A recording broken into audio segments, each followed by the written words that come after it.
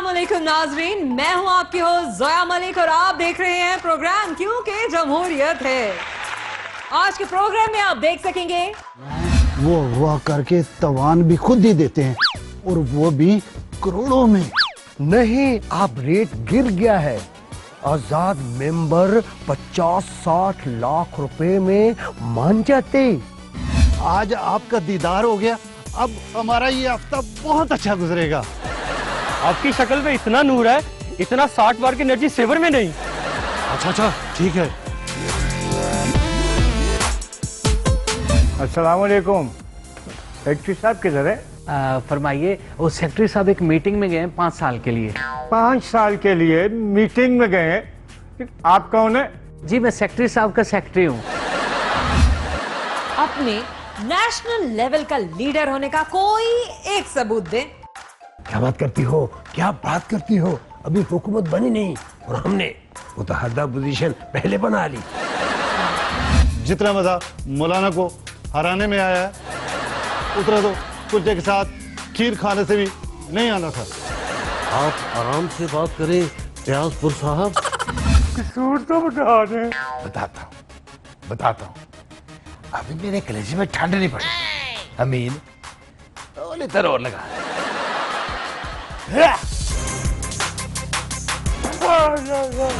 हुकूमत बनाने के लिए हमें मजीद कुछ अदाद अरकीन की जरूरत पड़ेगी। कौन है ये गुस्ताख? सिराजुल हक ने कहा है कि धांधली ज़दा हुकूमत ज्यादा देर तक नहीं चलेगी। सिराजुल हक साहब, हुकूमत ज्यादा देर ना भी चली तो भी आपकी हुकूमत आने का कोई चांस नहीं है। ऐसी पार्टियों के बारे में ही कहा जाता है कि 2 सीट फिर भी ठीक। सियासी पार्टियों के रहनुमा जहांगीर तरीन के जहाज से क्यों खौफजदा हैं? आइए देखते हैं। हजरत गिरामी, हमें तो ये समझ नहीं आ रही, एमएमए के 12 मेंबर जीत गए तो हम कैसे हार गए? क्योंकि उनको लोग नहीं जानते थे यार। तुम्हारा को तो सारा लोग जानती है, इसलिए तुम्हें वोट नहीं मिला है। मौलाना साहब, हमने उन लोगों की तलाश में पूरा कमीशन बिठाया जिन्होंने आपको वोट नहीं दिया।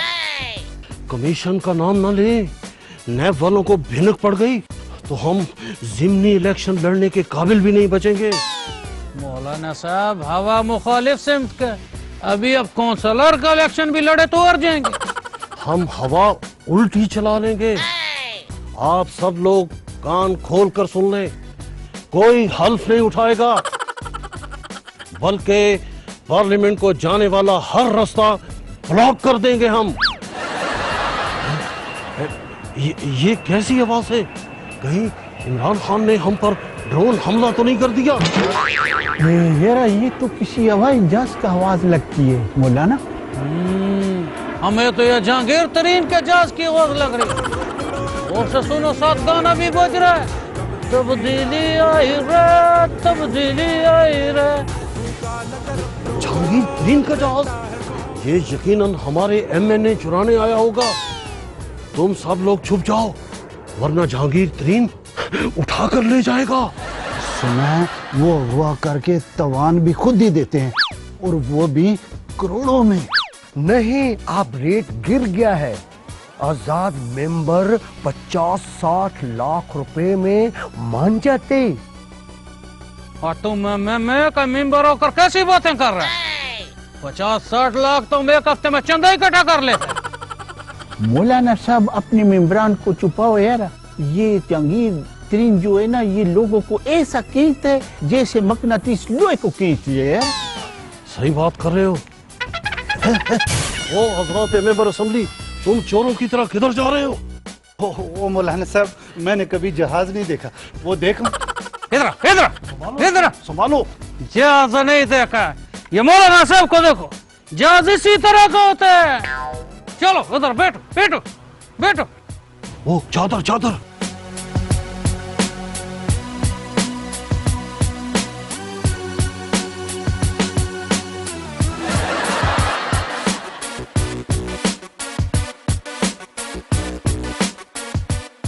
या आपने अच्छा किया है। जहांगीर तरीन साहब, आप हमसे इत्तेहाद मेरा मतलब है हमसे इत्तेहाद करना था तो फिर हमें ही बुला लिया होता। हम भी इमरान खान साहब से कुछ खा पी लेते। वाह मौलाना साहब, इमरान खान सिर्फ पानी पे टरकाता है, वो भी नलके का पानी। मौलाना, मेरा जहाज से 3000 मेंबरान नीचे गिर गए हैं। मुझे शक है कि वो आपके घर पर गिरे। मौलाना साहब पे तो बिजली गिरी है। जब से इलेक्शन का रिजल्ट आया है YouTube पे खबरें बार बार रिवर्स करके देख रहे हैं, शायद अनाउंसर जीतने की खबर ही सुना दे। जहांगीर तरीन साहब, हमारे अपने 12 मेंबरान पूरे नहीं हो रहे। आजाद मेंबर कहाँ से आएंगे? हम तो अपने एमएमए के मेंबरों से मिलने उनके घर जाएं तो वो अंदर से कह देते हैं मैं घर पे नहीं हूँ। मुझे बहुत अफसोस है। हमारी पूरी कोशिश होगी आइंदा आप 12 सीटें भी न जीत सके।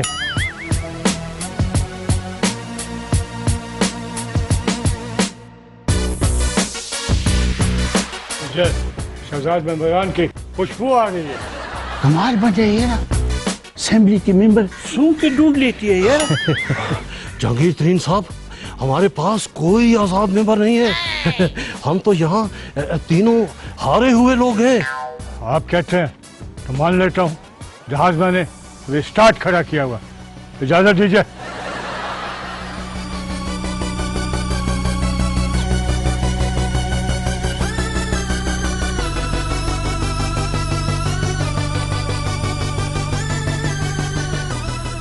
शुक्र है जहाज तरीन चला गया, और मेरा मतलब है कि जहांगीर तरीन चला गया। भाई राजा हमारा मेंबरान जहांगीर तरीन चला गया।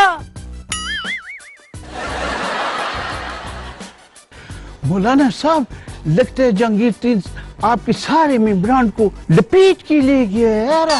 हजरत सराजुल हक साहब, आप मेरा मुंह क्या देख रहे हैं? पकड़ो जहांगीर तरीन को।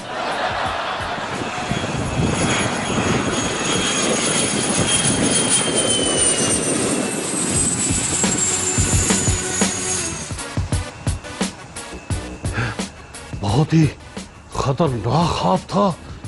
सराजुल हक साहब, सराजुल हक साहब, हमारे अपने उम्मीदवारों के गिनती पूरी कर लें। आज आपका दीदार हो गया, अब हमारा ये हफ्ता बहुत अच्छा गुजरेगा। आपकी शक्ल पे इतना नूर है, इतना 60 बार की एनर्जी सेवर में नहीं। अच्छा ठीक है। अस्सलाम वालेकुम। सेक्रेटरी साहब किधर है? फरमाइए। वो सेक्रेटरी साहब एक मीटिंग में गए हैं 5 साल के लिए। 5 साल के लिए मीटिंग में गए हैं? आप कौन है? जी मैं सेक्रेटरी साहब का सेक्रेटरी हूँ। अपने नेशनल लेवल का लीडर होने का कोई एक सबूत दे।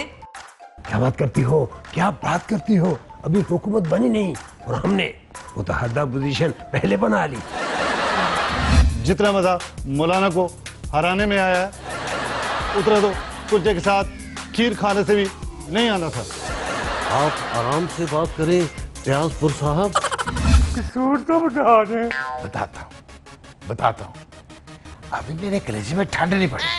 अमीन तो तरह लगा।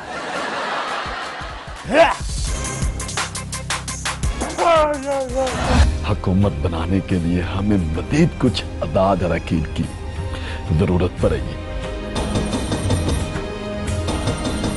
कौन है ये गुस्ताख?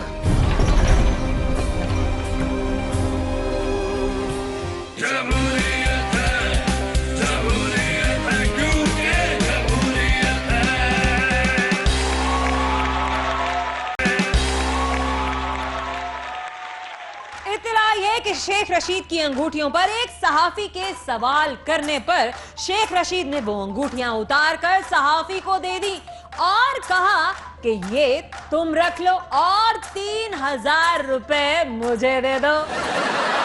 शेख साहब बड़े चालाक हैं। 300 रुपए की अंगूठियां इसी तरह 3-3 हजार रुपए में बेचते रहते हैं। मौलाना फजलुर रहमान का आवाम के साथ इलेक्शन से पहले क्या रवैया था और इलेक्शन के बाद क्या रवैया है, आइए देखते हैं।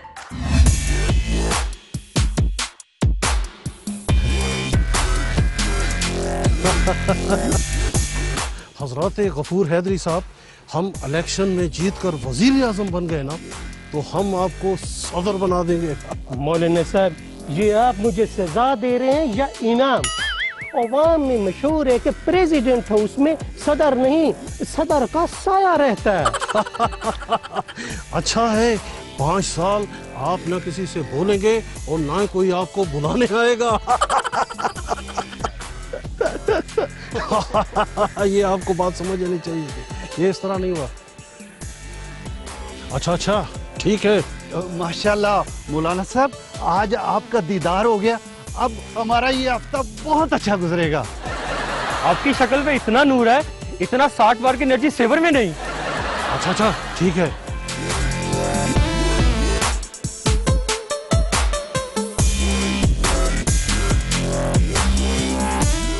अस्सलाम वालेकुम मौलाना साहब। हजरत गरीब आवाम, आप हमारे कपड़ों की इस्त्री खराब करना चाहते हैं? आपसे तो गले मिल के 3 दिन कपड़ों से बू नहीं जाती है।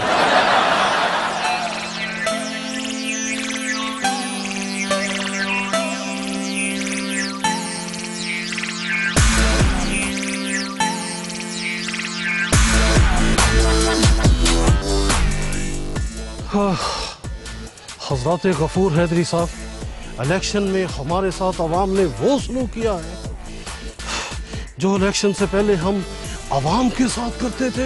हजरत मौलाना साहब, पंजाबी में इसको कहते हैं अदले का बदला।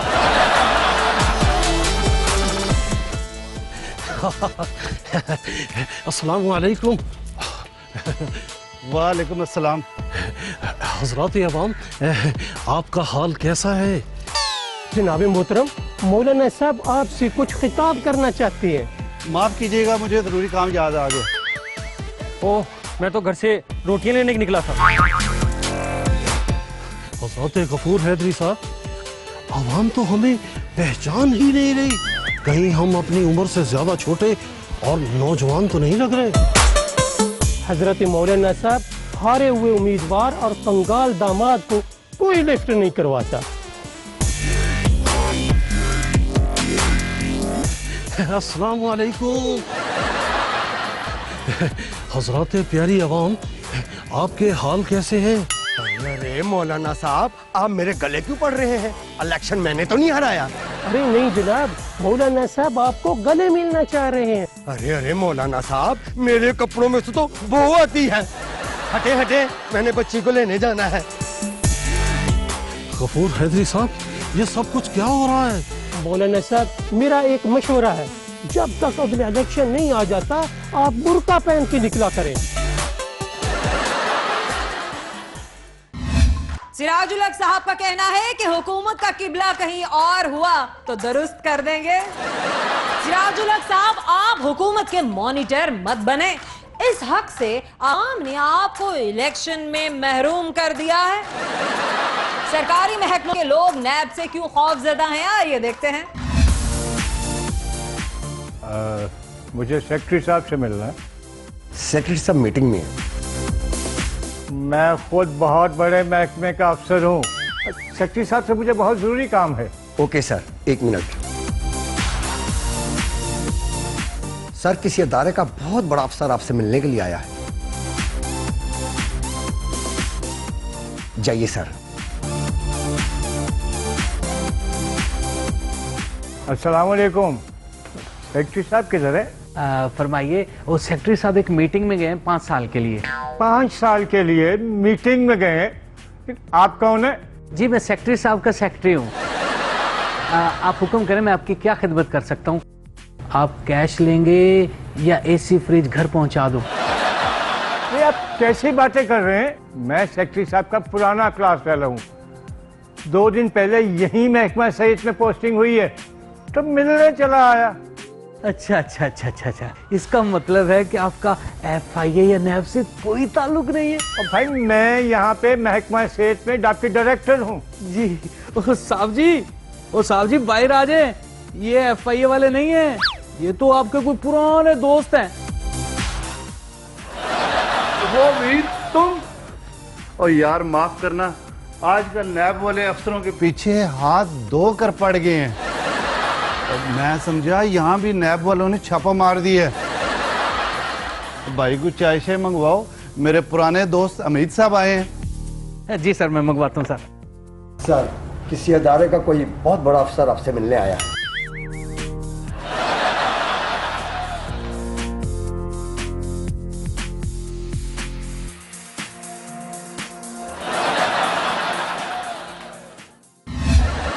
अपने नेशनल लेवल का लीडर होने का कोई एक सबूत दे।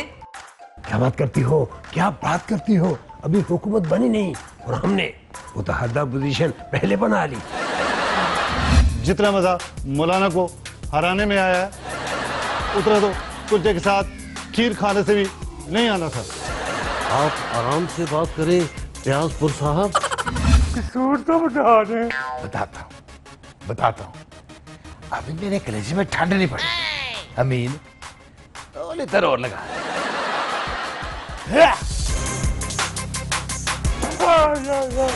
हुकूमत बनाने के लिए हमें मजीद कुछ अदाद अरकीन की जरूरत पड़ेगी। कौन है ये गुस्ताख?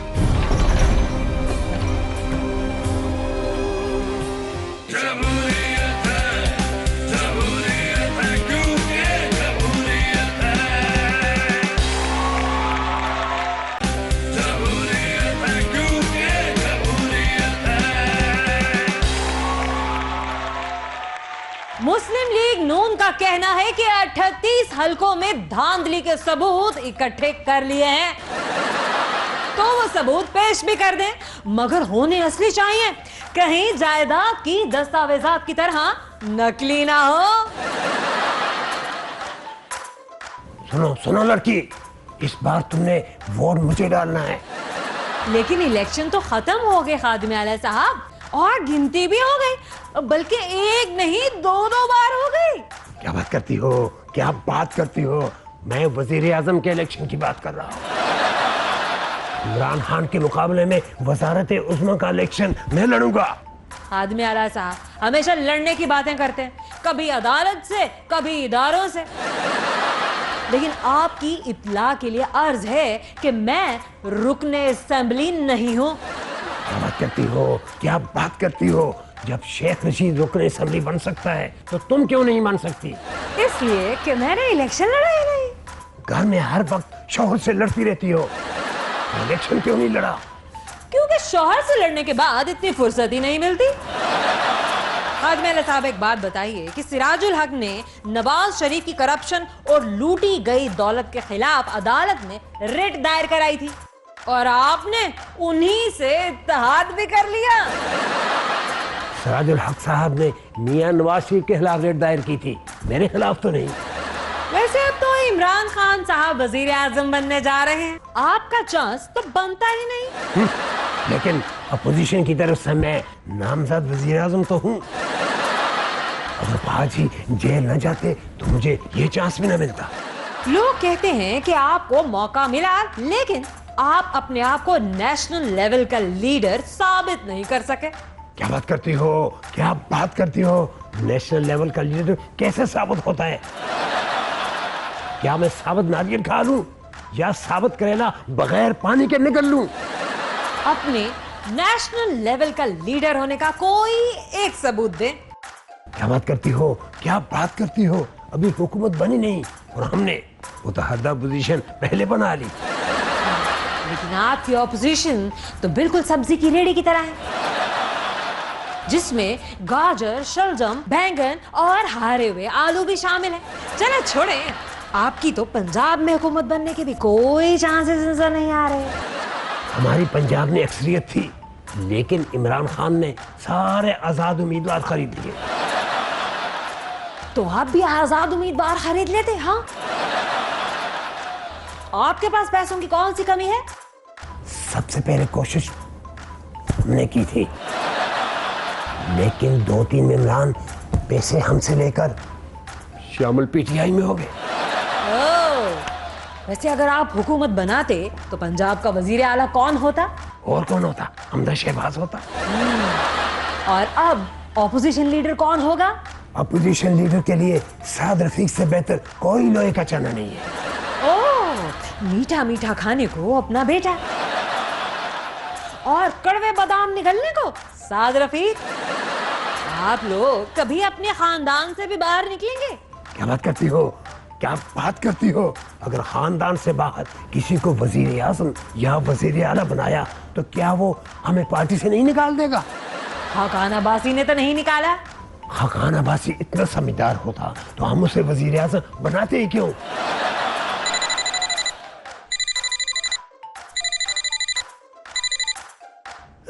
क्या? उसे पकड़ के रखो, मैं भी आता हूँ। क्या हुआ हाथ साहब? वो हमारी पार्टी का एक मेंबर जहांगीर तरीन से फोन पे बातें करते हुए पकड़ा गया है। लगता है अब अपने मेम्बरान को भी खुद ही खरीदना पड़ेगा। हॉटलाइन में देखते हैं कि मौलाना फजलुर रहमान इलेक्शन में हारने की क्या वजह बता रहे हैं। अस्सलाम वालेकुम नाजरीन, मैं आपकी बैचलर होस्ट सचो शहजादी और आप देख रहे हैं जी प्रोग्राम हॉटलाइन। तो सोटी घुमावा तो रैम न खावा। हमारा आज के शो में हमारे मेहमान है जी मौलाना फजलुर रहमान साहब और उनसे मुकाबले में जीतने वाले अली अमीन गंडापुर। हजरत शहजादी साहिबा, अगर हमें इल्म होता कि आपने अली अमीन गंडापुर को बुलाया है तो हम अपने साथ कैंची उस तरह लेकर आते। कैंची उस तरह? उसका क्या करना था मौलाना साहब आपने? हम कैंची से इनके लंबे बाल काट कर इन्हें गंजा कर देते। इनके बाल आपके बालों से भी ज्यादा लंबे हैं। वाकई गंडापुर साहब हैं, वह बालों की गुत्त करके उपरांदा की नहीं पहन लेते। इनके बाल देखिए, इन जैसे लोग सर्कस में बालों से ट्रैक्टर खींचते हैं। मौलाना साहब, ये बाल मैंने ट्रैक्टर खींचकर लंबे नहीं किए। वैसे शहजादी साहबा, जितना मजा मौलाना को हराने में आया है उतना तो कुत्ते के साथ खीर खाने से भी नहीं आना था। आप आराम से बात करें प्याजपुर साहब। गंडापुर मौलाना साहब हैं? गंडे को भी उर्दू में प्याज ही कहते हैं। वैसे इन्होंने इंतखाबात में बड़ी जबरदस्त धांधली की है। और वो कैसे? हमें इल्म हुआ है इन्होंने हर वोटर के घर प्याज की 2-2 बोरियां भिजवाई हैं। मौलाना साहब, और 20 साल में पहली बार असेंबली से बाहर हो गए हैं आप हैं, और कैसा महसूस कर रहे हैं? बहुत बुरा महसूस कर रहा हूँ। जितने लंबे इनके बाल हैं इतनी ही लंबी धांधली हुई है हमारे साथ। क्या धांधली हुई है आपके साथ?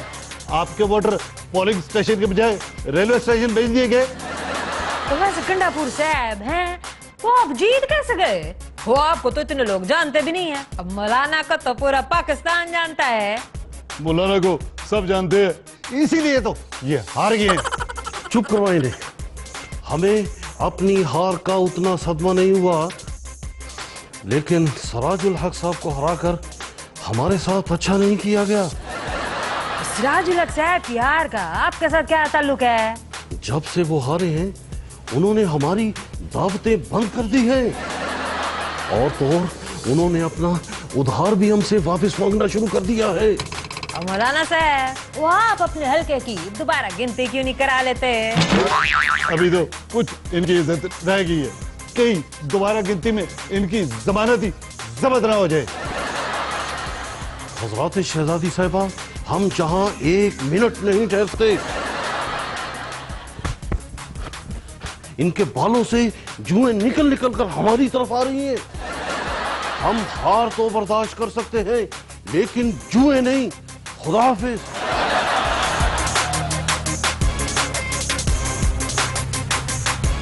मौलाना साहब, मेरे बालों से जलते हैं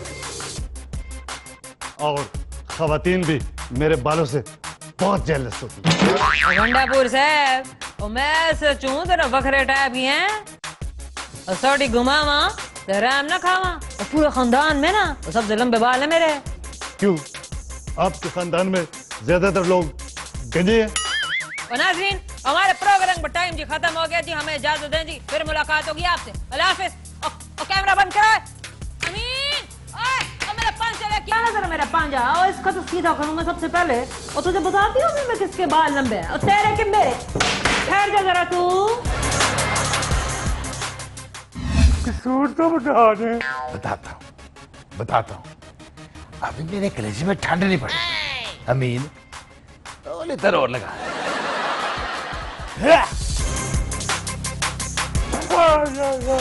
हुकूमत बनाने के लिए हमें मजीद कुछ अदाद अरकीन की जरूरत पड़ेगी। कौन है ये गुस्ताख?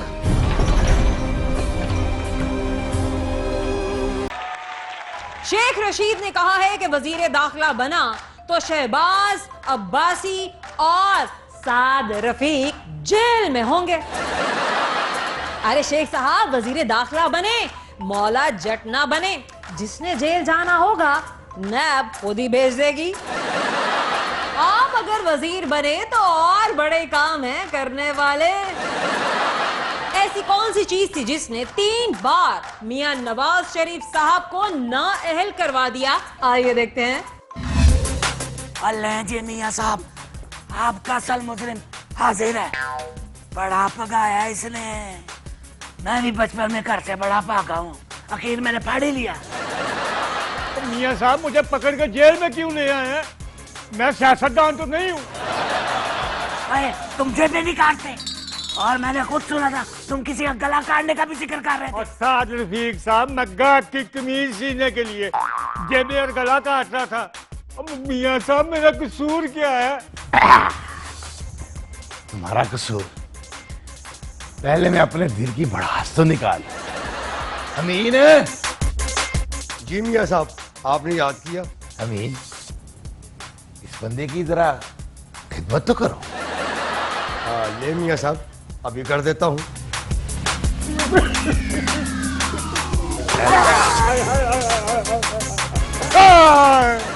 मियां साहब, मेरा कसूर तो बता दे। हट जा, तुझे कसूर का ही बताते हैं और उकाड़े का भी। आमीन और 2 लीटर और। अच्छा जी।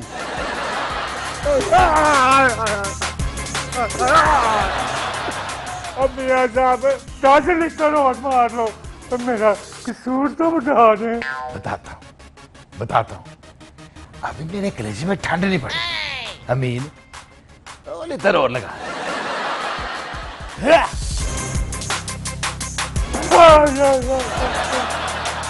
मियां साहब, इसका कसूर बताएं या ना बताएं, मुझे जरूर बताएं। मैं इसे लितर क्यों मार रहा हूँ? ओए, ये शेरवानी की सिलाई तुमने की थी ना?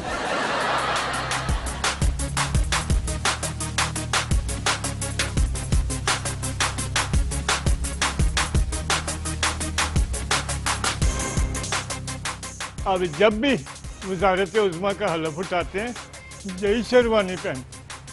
अमीन, 2 लीटर और लगा।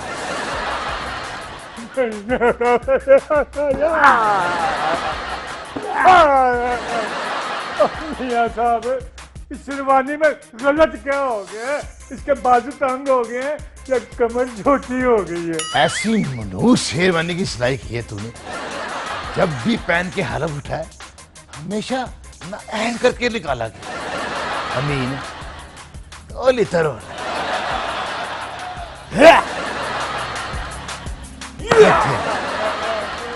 बस करेंगे ऐसा। जाने दे, गरीब आदमी है? जा भाई, अखड़ मेरी बात सुन। ये 100 रुपया रख और घर जाके ना जैतून का तेल मार लेना। चलो शाबाश, चलो चलो।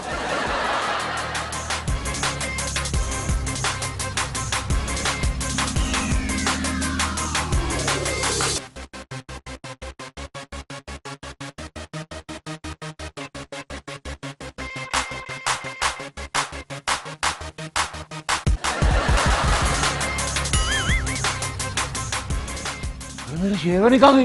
क्या बात करते हैं, क्या बात करते हैं पाजी। ये देखें, ये देखें। ये शेरवानी मुझ पर कितनी जज रही है। एपीसी ने फैसला किया है कि आइंदा वजीर आजम मैं बनूंगा।